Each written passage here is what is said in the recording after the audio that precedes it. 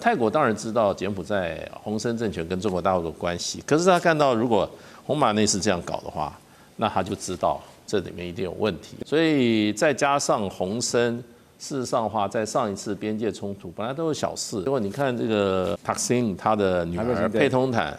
就跟他打个电话，他把这个内容全部都要公布了，害得佩通坦也下台。也就是说，这些情况之下，我觉得就是说泰柬长达快100年的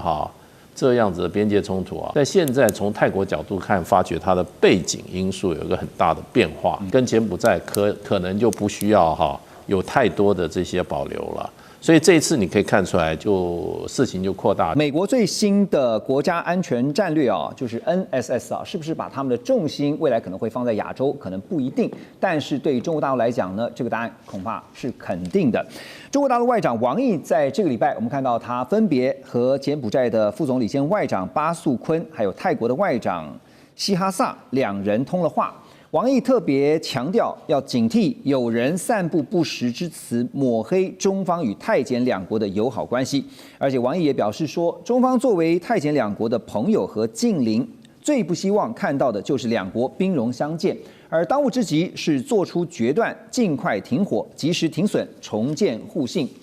泰国军方在这个礼拜也证实，那么他们成功的在柬埔寨境内摧毁并且轰炸了6栋跨国集团这个诈骗集团所用的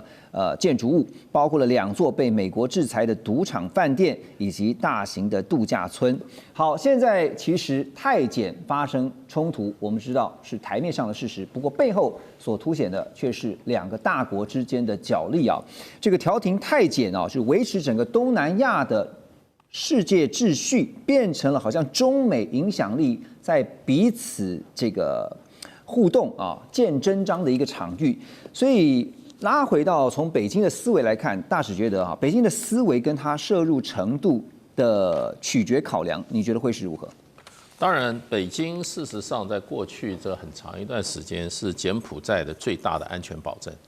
柬埔寨当时被这个越南入侵那基本上差点成为越南的这个领土一部分那不是中国大陆当时出手的话，那么柬埔寨现在还存不存在都是问题。那洪森事实上过去这么多年来，它最大的安全保障就是北京。如果没有北京的话，越南不会对他那么客气。所以这个是一个中国大陆对柬埔寨的看法。当然，他不愿意这个所谓大越南主义在中南半岛出现所以你看，北京跟这个老挝跟这个柬埔寨都维持很密切的关系。那尤其柬埔寨，那柬埔寨最近几年它的经济开发也主要是依靠中国大陆，而且中国大陆给它很多这些大的项目，一个就是修这个湄公河出海的那个运河这个运河会让这个在柬埔寨境内最大的最重要的这个湄公河它找到自己的出海口，要不然这个整个湄公河对于柬埔寨意义大减那可是这个湄公河的这个出海的运河前一阵子就传出有问题，因为中国大陆是整个帮它包下来，结果当然就最后这个经营的公司的股权是51%在中国大陆手里面可是后来洪马内上任以后，他就推翻了，那么产生一个股权的争执现在好像已经不是那么严重了。第二个，洪马内也有一个很奇怪，就是洪森的儿子洪马内他3月的时候去了一趟菲律宾，对，跟菲律宾签了8个合作协议，对，结果他又邀请小马可仕也到这个柬埔寨去这个访问。那你知道这个是蛮敏感的，菲律宾现在跟中国大陆关系蛮敏感的，对，因为美国的关系。对。另外云亮港的问题，云亮港事实上的话，他当时中国大陆帮他修的这个，把它这个可以做军事用途把它扩充结果洪马内上来以后，他把美国、越南还有这个澳洲很多的这些军舰都邀请他去云亮港访问这些作为的话，就让外界很质疑说，这洪马内你是不是在想要玩一套新的战略方法？这个不管中国大陆怎么看我觉得这么大的动作，泰国会很清楚。那泰国当然知道柬埔寨洪森政权跟中国大陆的关系，可是他看到如果洪马内是这样搞的话，那他就知道这里面一定有问题。对，所以再加上洪森，事实上的话，在上一次边界冲突本来都是小事，结果你看这个这个塔克辛他的女儿佩通坦，就跟他打个电话，他把这个内容全部都要公布了，害得佩通坦也下台了，对不对？害得塔克辛现在不晓得在监狱里面出来没有，好像1年吧。所以就变成就是说这些情况之下，我觉得就造成了，其实我觉得就是说泰检长达快100年的这样子的边界冲突啊，在现在从泰国角度看，发觉它的背景因素有一个很大的变化。那也就是说，跟柬埔寨可能就不需要有太多的这些保留了。所以这一次你可以看出来，就事情就扩大。其实引发这次冲突跟每次冲突都一样，就是泰军这个柬军在这个过去双方都在有一个默契的区域，他埋了地雷，炸死了几个泰军。那泰军当然军方他都是服从政府的政治判断啦。那可是这政府的话，第一个他现在的政府要重新改选，对。第二个这个政府呢也看到这个柬埔寨跟中国大陆之间的一些嫌隙啊，所以这次打的就比较狠。中国大陆出手呢也比过去慢，这个战争已经打了快2个礼拜，那王毅才出手嘛，对不对？而且呢，这次柬埔寨还特别泰国还特别打掉6栋这个电诈集团的这些建筑物。你要知道，现在电诈集团一直在中南半岛窜，从这个缅甸被灭掉。从北方灭掉往南边妙瓦底，现在泰检一起把妙瓦底一起端掉，现在最大的就在柬埔寨。对，那柬埔寨里面做的坏事不会比这个缅甸的里面那泰国很清楚，这个电诈集团背后外面传言都是洪森他们这个政权的人，所以他这次在打电诈集团，那基本上这个也不是为民除害啦。为中除害，而且其实诈骗对于泰国的观光，先前讲到影响非常的巨大哈。这个泰检的冲突，像大使所说的，这是时有所闻，冲突不断啊。不过在新一轮的冲突爆发之后，其实美国总统川普其实也和泰国总理就是阿努廷啊，还有呢柬埔寨总理洪马内2人都通了话。那他也曾经一度向外界表示说呢，这个泰检双方在他的调停之下已经同意停火了，然后回归到和平协议。但是为什么在第一时间还是没有看到？就后来你看到冲突又起双方就是停不下来，因为还没解决问题而且其实这个也是跟很多都是跟泰国内政有关泰国最近也有爆发丑闻就是一些。也是这些诈骗集团跟一些甚至跟就外籍人士有勾结也是涉嫌到很多政治人物另外是刚刚提到要进入选举所以目前政府也是看守政府而已。那另外一直以来军方跟皇室跟那边的关系是非常密切，所以。军方不一定是按照政治人物来实行什么事情包含停火了，对，所以其实有各式各样的因素，停火也没有那么简单。即便而且我不得不说，泰国这个军政这个关系，还有这个商业人士跟军方皇室这个关系非常复杂，而且都是一代到第2代到新代、第3代，而你美国要介入的话，你必须要认识你那边你是什么家族的第2代，或你爸爸也是军，对你也是将军，这些关系是非常复杂。那美国今年是算是新政府，有国务院新一批人员又上来，对不对？国防部也是新一批，包含就是负责印太事务了。那这些人根本不认识泰国这些人士，所以很难跟他们说我们美国要你怎么样，这个真的不简单。所以结论就是川普想的太简单了，是这样子吗？首先不得不说，川普当然是没想到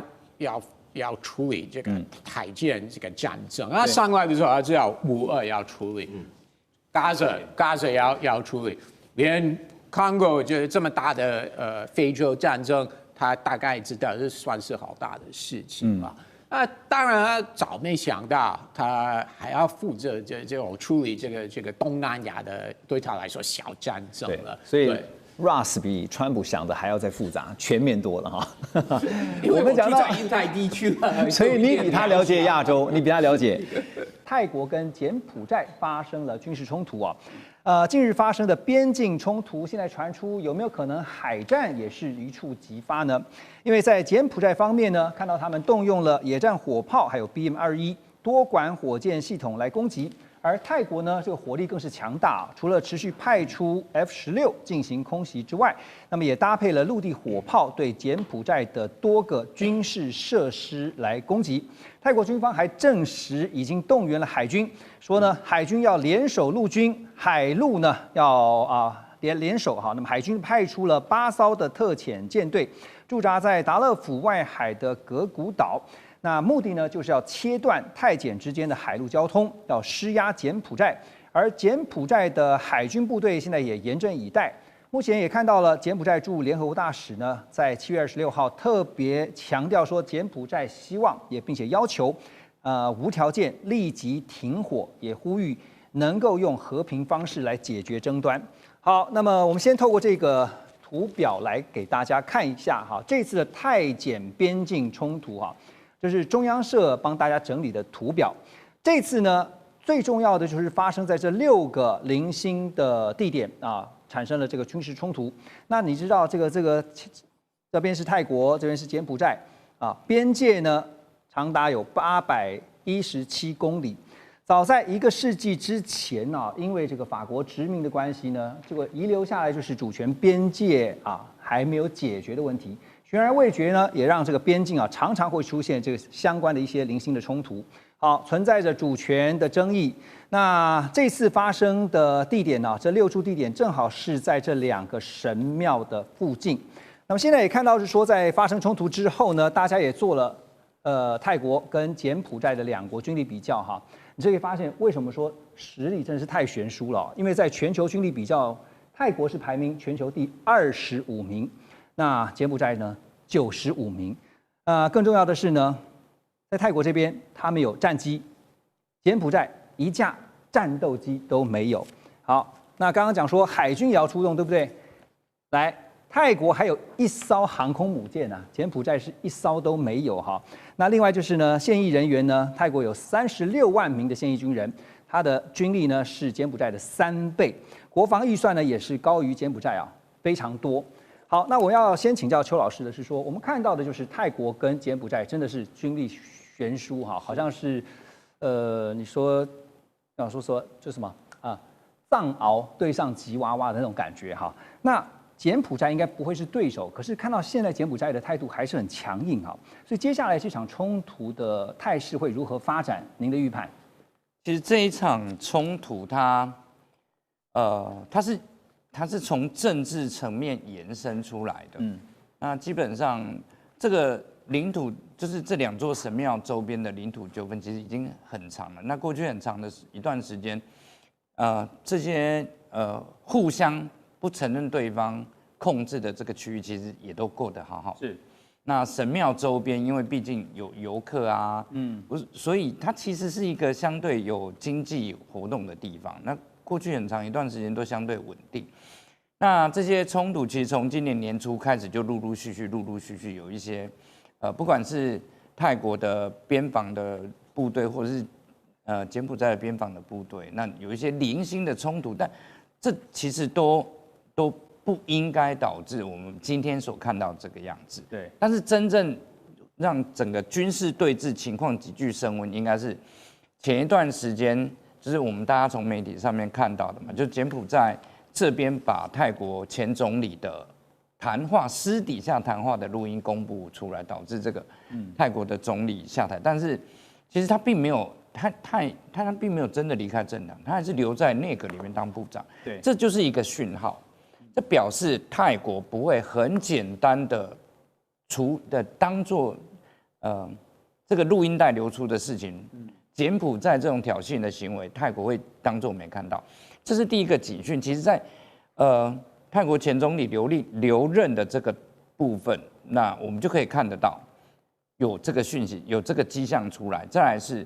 在这件事情发生之后，泰国军方忽然姿态变得很高。我们知道泰国军方一直在泰国里面它是属于独立的一支力量。对，那你今天这个录音带流出来以后，就代表这个双方边界的问题不会那么容易解决。所以陈老师觉得接下来这个态势，因为大家都不希望它继续扩张。那现在呢也看到是不管是泰国也好或柬埔寨也好，当然都希望说赶快的透过和平方式解决，尤其柬埔寨这边大声疾呼嘛。但是泰国在这2天也特别强调说，包括中美两强呢都不希望国际介入所以这事情我们接下来要提防或者要特别注意的是什么？就我觉得目前就泰国想要把事情做大，把这个整个声势弄起来，但是泰国其实也没有意愿要全面开战，因为泰国现在最重要的是经济发展的问题。对柬埔寨来说，柬埔寨更没有办法承担这个风险。所以我们其实以目前我们的评估就是它会扩散成一个大规模或长期的战争的几率大概不会超过30%。对。那现在的问题就是这是一个东协内部的问题。那其实真正考验的是东协内部对于风险管控的能力。对。那所以美国跟中国在现阶段应该是都不会介入，而现在都是在变成 outsider， 就是你们先自己谈。对。刚刚我特别请教您说马来西亚这边已经稍微表态了。对。这个也，所以我们看对马来西亚表态这个回应，我们也可以看到这件事情未来会大致上会怎么发展。就是泰国跟柬埔寨双方都说同一时间都答应，因为安华就马来西亚总理他现在是轮值主席嘛，那大家都说给安华面子，但是现在看起来，泰国是比较想要倾向在现在这个时间点对柬埔寨施加更大的压力，所以感觉上好像中美现在两强的态度都是东协内部自己的事情，东协自己处理。对，感觉好像是帮派之间，是你自己这个堂口跟那个堂口，你们自己先去调好就好了，调好就好哈。但是这2天也被外界在想的一件事情，就是说呢，这背后会不会有中美两强的角力在彼此的竞争哈？因为针对这个泰柬冲突 ，CNN 有分析。认为说呢，泰国从1954年跟美国就签订了马尼拉公约以来呢，就一直都是美国的盟友。那美国这个更把泰国归类为主要非北约的盟国。从1982年就开始的这个演习活动，就是金色眼镜蛇演习呢，也是从泰美一起联合军演，然后最后演变成现在看到的几十个国家加入。那在柬埔寨方面呢，这边则是看到。包括了中国大陆跟越南呢，都是柬埔寨最重要的国际联系，而中国大陆呢，更是柬埔寨军事设备的主要供应方。另外，中柬双方呢，也已经共同举办过7次的金龙联合演习。好，那所以大家都在想，是这次的泰柬冲突会不会私底下在台面下变成了是一场美中之间代理人的战争，这种台面下的角力？左老师怎么看？我觉得不会，因为其实中国大陆跟泰国关系也非常好。而且不只是说在经济上互动很密切，中国大陆跟泰国的军方、跟皇室，乃至于 Thaksin 家族都非常关系密切。那比如像说刚才讲到，美国跟泰国有长达数十年的这个演习的这个历史。对，其实中国大陆跟泰国也有双边军事演习，比如像去年10月就有所谓的突击2024，这个是一个陆军的演习那包括反恐的演习也有。所以说这个这场这个冲突呢，其实不会是一个美中之间的这个冲突。第二个，我们看到就是王毅在这件事情之后的讲话，他讲的是什么？他说这一次事件呢，其实就是殖民主义的遗毒。那为什么他用这个词呢？大家知道这个泰柬双方领土争议最核心的一个地方叫做博威夏寺。那博威夏寺当初就是因为法国人在这个统治这个柬埔寨的时候，当时他们画地图，其实这块地方是划给了泰国，但是实际上在画细图的时候，把它拨到了柬埔寨。那泰国后来认为说他被这个骗了，所以双方就争议至今。那所以说，当王毅这样讲的时候，你听他的话，没有觉得他站在柬埔寨这边呢？他好像是在替泰国讲话，所以我认为基本上来讲，中国大陆会站在一个就所谓调和双方的一个角度，而不会说是挺柬埔寨去对抗泰国。对，所以这是第一个。第二个就是现在的这个普坛呢，就是代理总理呢，他是 Thaksin 的一个坚定的追随者他其实很早就进入了 Thaksin 的阵营。然后呢，在这个当时2000年代的时候呢，还因为他跟 Thaksin 太 close， 所以被泰国的这个宪法法院暂停他参与政治，就不让他参与政治。那不管如何，所以现在看起来这一盘局应该是塔克辛家族想要让这个态势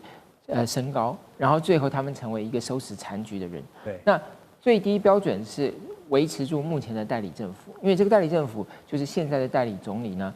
这个普丹他是塔克辛家族的人。那最高当然是希望能够让这个普东丹，就是他的女儿能够回来。对，所以我觉得当然这个局势短暂升高，对他来讲反而是有利。就像邱老师刚刚分析嘛，现在还是先暂时做部长哈，这个还是有卷土重来的机会，因为现在这个被排除出去。对，这还是代理的总理而已啊。我刚刚周老师讲说，王毅那番话说的真好哈，西方殖民主义的遗毒哈。我们可以看到，在西方列强那时候，这个包括英国啦、法国啦，特别是法国，这就造成了这个柬埔寨跟泰国之间那个边界呢，你看1个世纪都没有解决的这个问题啊，就是造成了层出不穷的主权跟边境的争议。好，那当然这个爆发武装冲突之后呢，当然也一度有消息说，柬埔寨的现任总理啊，洪马内他的父亲，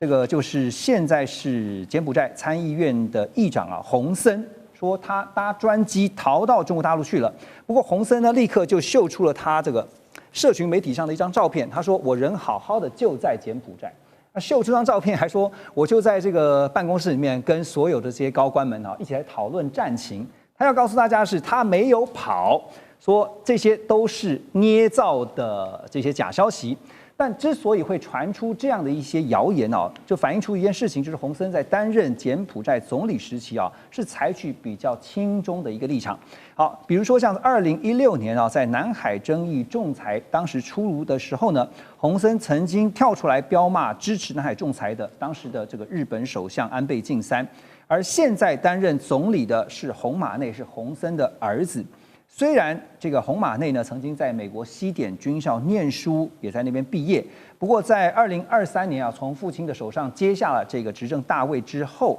他仍然是采取走这个比较亲中的政策。其实说实在的，在美国留学念书，不见代表就会认同美国的想法啊，或者他们的价值或作风哈。庄老师请教一下，我要问的是说，因为洪森其实过去在柬埔寨他执政长达40年哦。他的个人利益跟中国大陆之间的这个，就是他个人跟中国大陆之间的关系的连结，怎么看？丘吉尔曾经说过，国家没有永远的朋友，也没有永远的敌人，只有永远的利益。所以柬埔寨为什么这么挺中国？主要还是利益2个字啊，国家的利益。那我们怎么来看呢？首先从经济活水来看，中国是柬埔寨最大的一个贸易伙伴，也是它最大的外资来源国。也是最主要的观光客来源，那更是“一带一路”框架里面一个重要节点。我这学期在北京大学研究学校，在北京大学当访问学者，我遇到一个北京外国语大学生，主修是柬埔寨语。哇，这种工作在台湾应该是毕业之后马上失业嘛？很稀啊！哦，在台湾的话，应该毕业感觉没市场。对，我问他学生会不会担心就业，他说不会，因为“一带一路”有个中柬铁路的合作项目，他毕业后要去就业，他很安心。我甚至还遇到一个女主播。会讲柬埔寨语，台湾应该没有这种同业，将来一定很稀缺。对，台湾应该没有这种同业吧，所以表示他们关系很密切。那么当然也有一些不好的状况了，尽管“一带一路”帮柬埔寨带来很多的这个经济特区、港口、机场的建设，但是也有很多所谓的蚊子馆，是卖不去的空房子，还有这个没有人经营的场馆等等。所以欧美媒体批评说这是一种新殖民主义。那柬埔寨反对人士流亡在外也会这样批评，不过柬埔寨人自己倒也不会这么认为，而且是心甘情愿自己来的。另外，只是政治上的一个绑定。这个坦白讲，在国际这个舞台上，柬埔寨并不是一个很乖的小朋友，4大皆空啊，自由、民主、人权、法治都不 OK。那么基本上，中国提供不干涉内政的一个权力资源，所以这个如刚刚荣哥也讲嘛，柬埔寨投桃报李，当中国跟东南亚国协处不好的时候。他会出来当侧翼或当内应，比如说刚刚彪骂安倍晋三，对不对？也算一种默契上的合作。此外呢，军事上的一个连结，刚刚有一个很巧妙的比喻嘛，藏獒对上吉娃娃。可吉娃娃如果背后站了一个壮汉，你敢打那个吉娃娃吗？因为中国在柬埔寨有准军事基地，在原本的这个云壤海军基地呢有一个合作项目。对中国来讲，当然不希望这个柬埔寨垮台嘛，所以死撑活撑还是把它让它续命下去。最后，刚刚主任提到这个儿子啊，洪马内会不会继承老爸的一个政策呢？基本上老爸的路线，对，还是父归子随啦，特别是国家利益为重。当然了，如果在美中全面对抗的局面下，中国全面溃败的话，那么有可能他为了国家利益投向美国，但目前是看不出来这个征兆。这次的冲突啊，其实台面上大家在讨论都是边境的这些主权争议哈，其实私底下呢还有更复杂的、更绵密的，就是这个跟诈骗集团相关的利益纠葛哈。这个真的是因为有利益就能够有钱嘛。其实不管是像柬埔寨这样子，包括连美国也是如此哈。那现在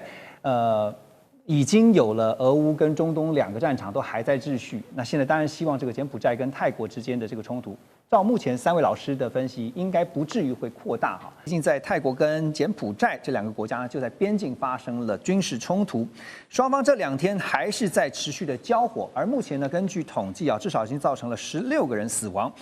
泰国与柬埔寨双边仍在边境持续交锋，这一波边境冲突已造成多人伤亡，并且边境地区人民大量撤离。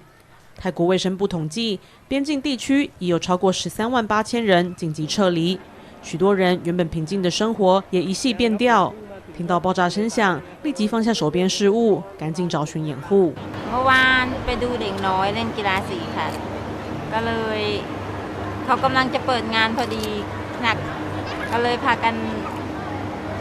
ได้ยินเสียงระเบิดลงก็เลยเด็กๆก็เลยพากันไม่ได้วิ่งแต่ได้วิ่งเข้าบังเกอร์泰国与柬埔寨交界的苏林府也开放学校等场馆，以及搭建了许多临时帐篷，供民众避难。对于许多住在边境上的人民来说，虽然泰柬边境冲突时有所闻，不过距离上次较大的边境冲突已是2008年到2011年的边境争端，但这次的冲突似乎更加剧烈，令他们感到相当害怕。1个多世纪以来，在长达817公里的泰柬边境上，因有数个没有划定边界的地点，所以不时会有主权纷争。而这次的冲突规模迅速从小规模交火升级成猛烈炮击，许多民众什么东西都没带到的情况下，就必须即刻奔逃。不过躲避战乱，生活还是要过。有民众也担心无法工作将导致生计出现问题。寰宇新闻邓立新综合报道。另外还有13万名的泰国民众呢，因为这样的军事冲突呢，被迫撤离家园。而柬埔寨政府呢，只是紧急的向国际间求助，但是泰国现在的态度是很强硬，他们不接受任何国际的调停，特别是拒绝中美2强的介入啊。东南亚国协也呼吁这个泰柬双方呢赶快停火，而联合国安理会呢也将会针对这次的冲突要来召开会议。好，泰国军方呢其实是在礼拜4的时候就在社群媒体上面宣布，他们说呢 F-16已经开火了，因为他们出动 F-16去攻击这个柬埔寨的军事设施，而且也说呢柬埔寨第8跟第9特别军区的司令部都被他们的战机给摧毁。那泰国呢已经针对边境的8个地区实施戒严的措施，包括了坚竹汶卜7个区，还有包括达勒1个区。好，那这方面呢，其实真的来看这样的手板，因为在发生冲突以后，大家就把泰国跟柬埔寨2国的军力做了一个比较那这是 Global Firepower 他们最新在2025年针对这2国的一个比较，你可以发现真的是实力悬殊泰国是远远胜过柬埔寨的，特别在战机的这个部分你就可以发现泰国的军机不但数量是多于柬埔寨，战机有72架，柬埔寨战斗机没有任何1架。在军力上面的排名也是这个泰国是排名全球第25名，但柬埔寨呢是95名。我们要说的其实就是，如果真的打起来，这个泰国确实是有非常大的优势的。好，那但是现在大家在关注的就是说呢，到底中美2国会如何的去想办法？虽然现在是拒绝国际调停，但是中方的发言人就是外交部发言人郭家坤已经回应了，表示说泰柬都是中方的友好邻邦，对于目前的事态是深感担忧，希望双方透过对话来协商，妥善的解决问题。我们也知道，北京其实一向对于东盟的内部事务是采取不干涉的主义不过这次看到非常的快速就表达了担忧之意，所以我要问的是说，魏老师，您觉得如果这个泰柬的事态扩大的话，对中方的影响是什么？我想对中方来讲的话，不仅是对中方，对于东协的国家影响都非常的大嘛。因为第一个来讲的话，北京其实我们所讲的不干涉也好，它是从50年代所谓和平共处5原则到10原则，其中一条是不干涉内部事务嘛。那我们也曾经看到说，其实在东协的国家当中，70年代中期的时候，那时候越南也跟柬埔寨也打过。那中方也尝试想要做若干的一些调解工作，但当时是站在柬埔寨的一方，所以这个调解基本上也不算成功。后来中方反而跟越南也打起来的嘛，啊，1978年打起来的。所以从这个角度当中，我们可以看到说很清楚的，虽然看起来越南当年跟柬埔寨，或者说泰国跟现在跟柬埔寨在 GDP、在人口乃至于在各个方面总体的军力上来讲的话，当然两者之间不相称嘛。但是谁都知道嘛，这战争大概没有赢家，所以说目前为止还在局部冲突阶段，而还没有引发成大规模的战争。是。那第二个来讲的话，当然一旦发生，目前为止如何来调停？显然来讲的话，大家还是认为说，连北京也认为嘛。你可以看到说，包括东协的秘书长这个高金宏刚刚去的北京，也跟刚刚跟王议会的晤嘛，也认为说，其实就应该由东协自己本身先来调停嘛，因为任何国家你很难去调停这两个国家嘛。那这两个国家的问题又存在的问题又不小，它有历史上的原因。还有所谓双方的领土上有将近800多公里的边界，还有所谓近因原因在哪里？就是柬埔寨，你可以想一想，说它一年的所谓的严格讲，主要的税收营收就是来自于20几亿美金，这当中有相当大一部分都是来自于诈骗的嘛。那今年2月份来讲的话，泰国来进行打诈行动当中，当然它有各式各样的原因在一起，所以我们大概可以看到说，从北京的立场上，基本上这些都是周边的国家。那这周边的国家也是它的主要贸易伙伴，那他当然不想说能够进一步扩大事端嘛。但是谁都很清楚的，由于现在美中之间在亚太地区它是一个高度竞逐的嘛，所以我们可以看到很清楚，美国你去看，在亚洲几个主要国家对中国目前为止当然还是高关税，特别是20%的芬太尼都还存在嘛。你看看对泰国跟对柬埔寨两个都是36%，但是这两个做法是不一样的。他把柬埔寨这样一个明明是比较轻松，有可能会让大陆进行转运的国家，它是连降它13%的关税的，所以柬埔寨本来是49%变成13%嘛，所以美中之间在这样一个博弈当中，我不觉得说短期内来讲的话，对有关于这样一个柬埔寨跟泰国之间的这样一个冲突会产生很结构性的影响，因为双方现在声音都很大，但是双方似乎也不想进一步的过大升级嘛，因为我常常讲说战争绝对没有任何赢家嘛，只是输得多跟输得少的问题嘛。狠话还是要说了哈，因为这个刚刚您提到说现在柬埔寨也好，泰国也好，这个关税都很高哈，36%，两个36%。所以我看到这个也有分析说，哎，这个顺便干脆打一打，然后转移一下国内的经济压力的焦点哈，这个也是其中一个可以采取的一个方案。不过为什么这个会发生这次的冲突啊？到底真正的原因是什么？到底是我们刚刚提到的边境冲突呢，还是说在利益分赃？因为刚刚特别提到，收入大部分来源其实是来自于诈骗集团啊，这个利益分赃到底出了问题？问题出在哪里哈？英国的权威媒体《卫报》呢，在1个世纪多前，他就表示就是《卫报》他们的分析是这样子，他们说1个世纪多前啊，法国在殖民柬埔寨期间，他们第一次就画了这个边界的地图，一直到1953年啊独立出来以后呢，这个20世纪初呢，法国的殖民在柬埔寨的时期呢。画了这个地图，让两国之间长达有817公里的边界是没有明确的划分的。那也因此呢，这个既然没有明确的规定呢，所以呢，有的时候呢，泰国就认为是他的，柬埔寨认为这才是柬埔寨的哈，就因此常常会造成所谓的领土主权的争议。更重要的是，全球智库控制风险咨询公司的一个专家叫哈里森。他则是认为这个背后的利益分赃恐怕才是冲突的主因啊，因为他说塔克辛家族所领导的这个泰党一直在推动泰国赌场的合法化，而泰国人呢正是柬埔寨赌场的主要客群。如果泰国赌场合法化的话呢，预估会对于这个柬埔寨赌场的经济带来冲击。那泰党的态度呢，也引起了柬埔寨当局的担忧。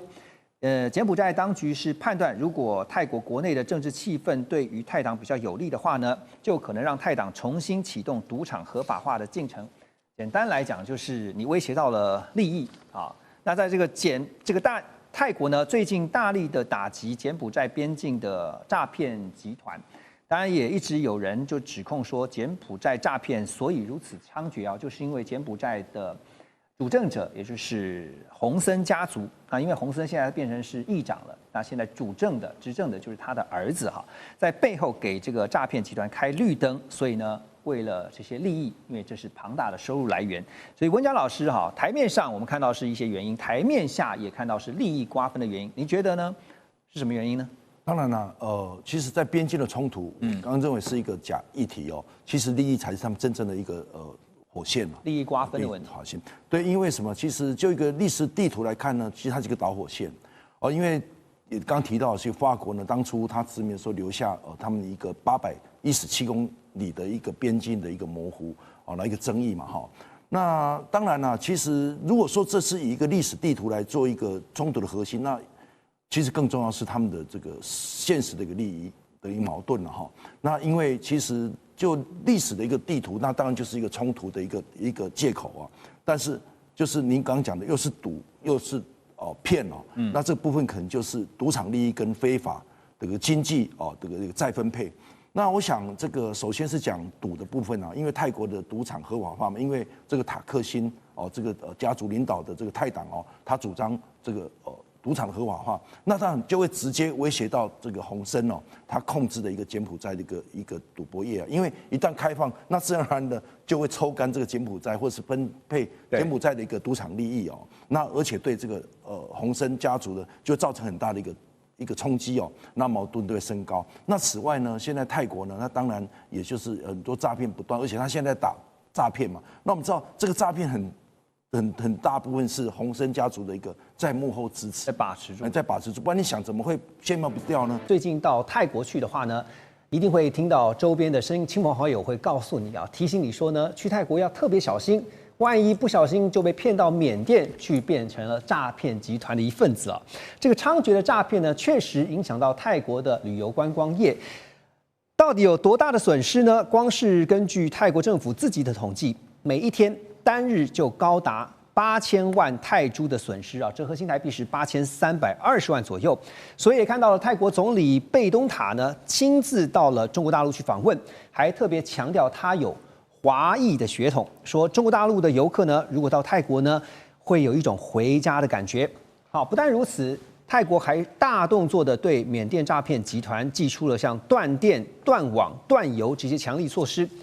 那也成功的救出了61名被诈骗集团所囚禁的人质，其中有39人是中国大陆的公民。现在看到泰国政府也急了所以呢非常的高调当然是希望泰国的观光旅游不要受到太大的冲击。可是感觉上这只能是治标不能治本。治本的方法是什么呢？大师，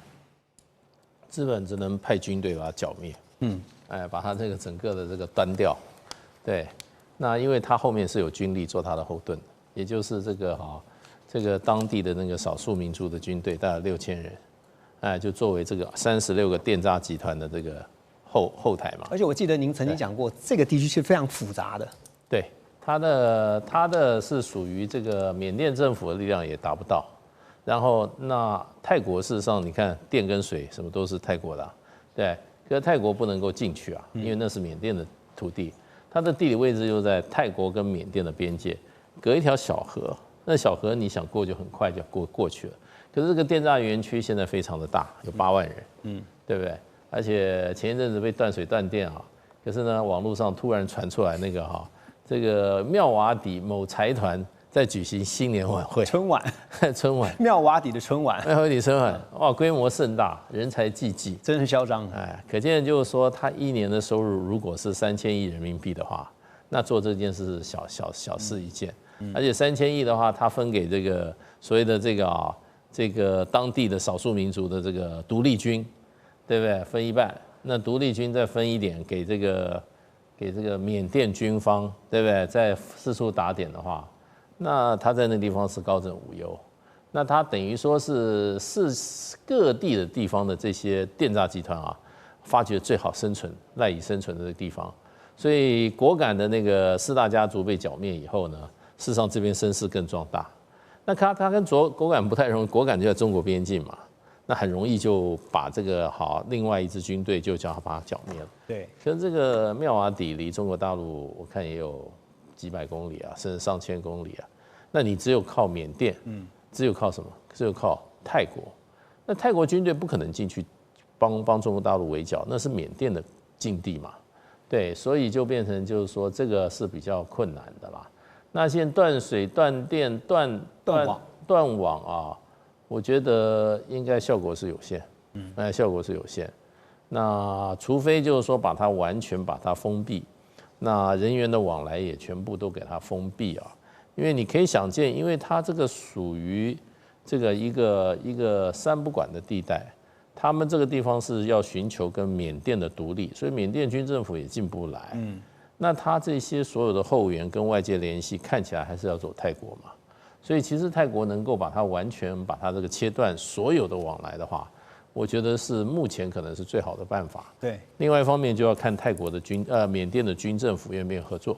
如果中国大陆帮缅甸军政府啊，把他的武装能力啊、行动能力加强起来。还是要军政府进去剿灭。对，那最怕的就是军政府搞不好，剿灭他就没钱了。所以后面还是一个庞大的利益啊。对，所以这个是我认为是蛮难的。当然就是说泰国总理这次到中国大陆就是要救这个观光，因为为什么前一阵子有一个大陆演员叫王星，他到那边去演戏的，也因为给骗到了妙瓦底，就列入了堕入人间炼狱。所以呢，就变成过去中国大陆的观光不知道泰国有这么一点事，这个事啊，一传出来以后，大家都不敢去了，就是辗转都被骗到缅甸去。哎呀，你知道泰国观光业，事实上它2024年它的整个观光客人数是3500万，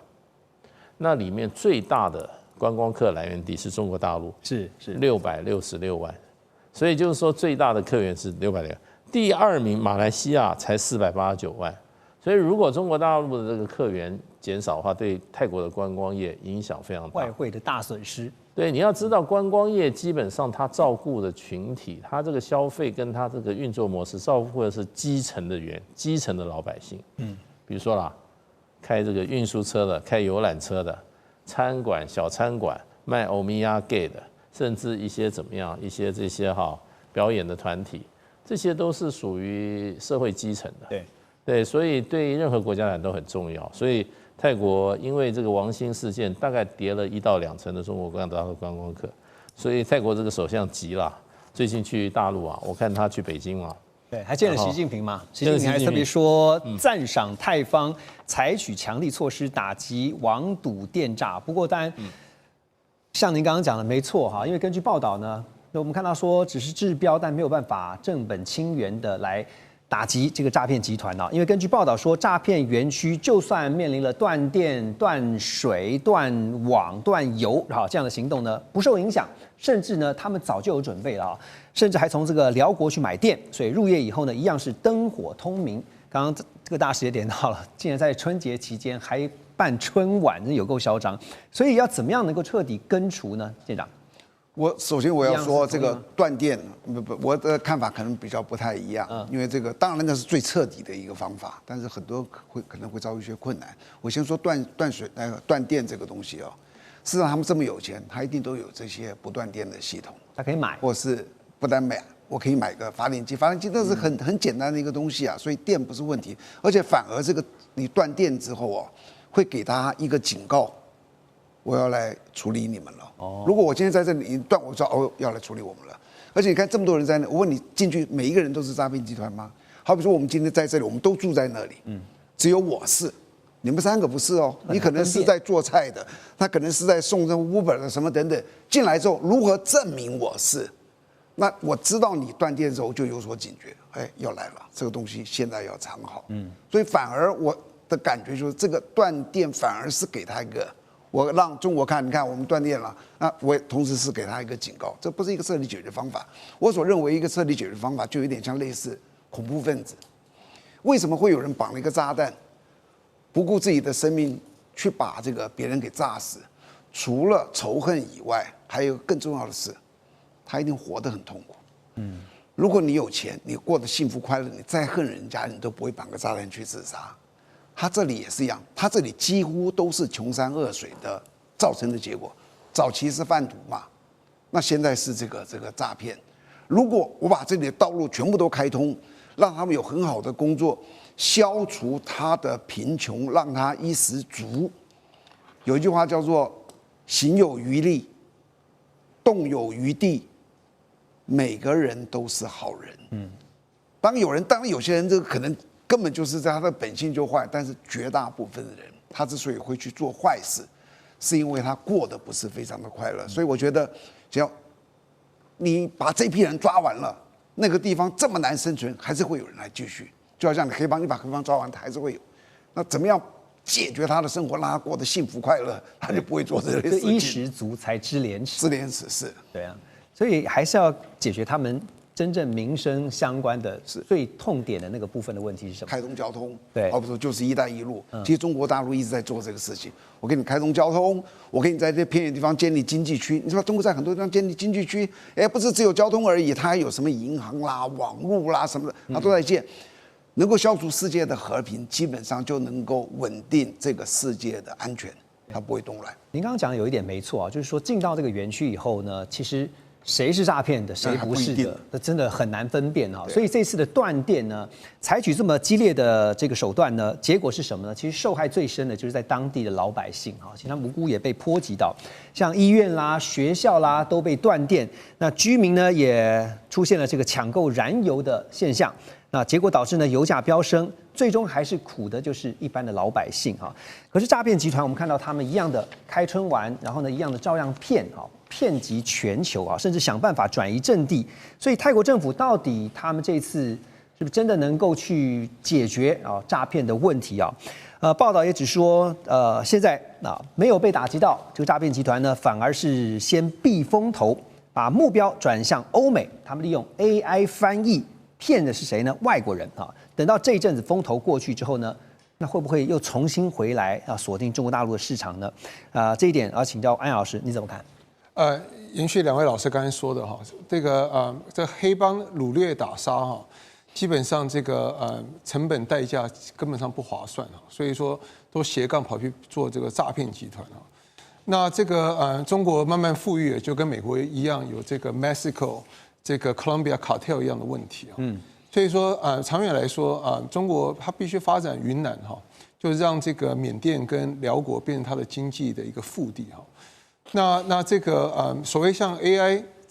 这个泡沫本身就是一个骗局啊，所以说这个 AI 诈骗也是在这个 AI 商用化可能会经过的一个必经之恶啊。那就像当年 Internet 一开始的时候，也是靠这个赌博跟色情先开始这个赚钱嘛哈，所以是这个长久来说，中国大陆还是应要把经济发展好，想办法把周边纳入这个经济体系里面，才是一个比较长远之道。